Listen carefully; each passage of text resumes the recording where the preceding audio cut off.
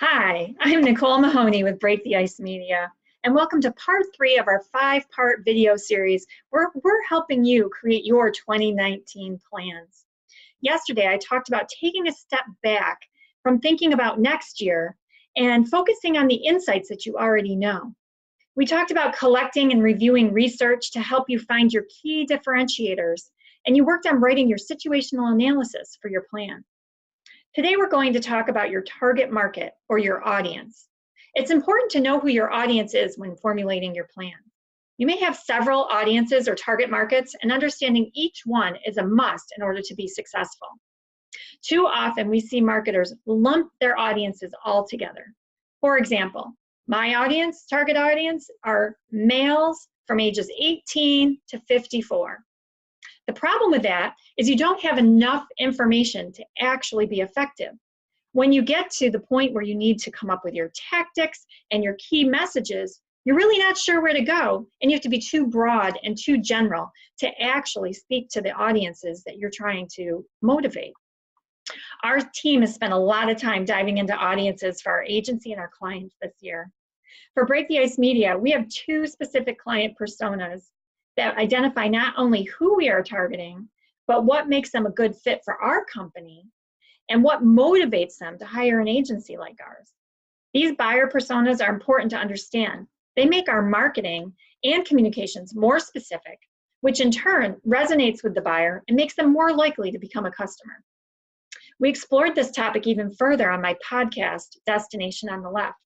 In episode 96 with Susan Bayer from Audience Audit, in that episode, we learned from Susan that getting beyond the who, what, and where, and getting to the why is the most important piece of understanding our customers and providing the insight needed to tailor our communications to speak to them. Susan suggested taking time to think about audiences that you want to target without thinking about their demographics.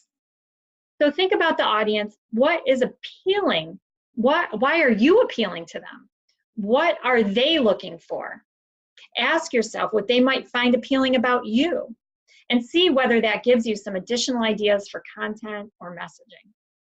Because we tend to lean on demographics and just kind of check off that box. Yep, that's my target audience, males 18 to 54. Yep, I know them good. If you force yourself to avoid looking at that and instead assume that every single person that you could talk to looks exactly the same on paper, what would you say about you and what you do and the promise that you're fulfilling that might set you apart in the eyes from somebody else? It's a good exercise for all of us to do. Just last week in the Break the Ice Media book club, we're reading Brand Now by Nick Westergaard. We talked about audiences and how the concepts in the book apply to our clients' audiences.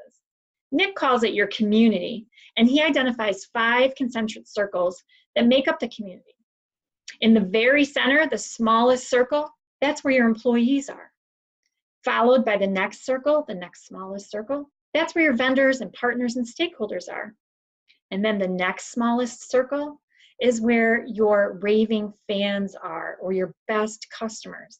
Followed by your transactional customers. They're in the larger circle. And those are people who only transact or buy from you occasionally. And then finally, your largest circle on the outer edges, that's where your prospects are.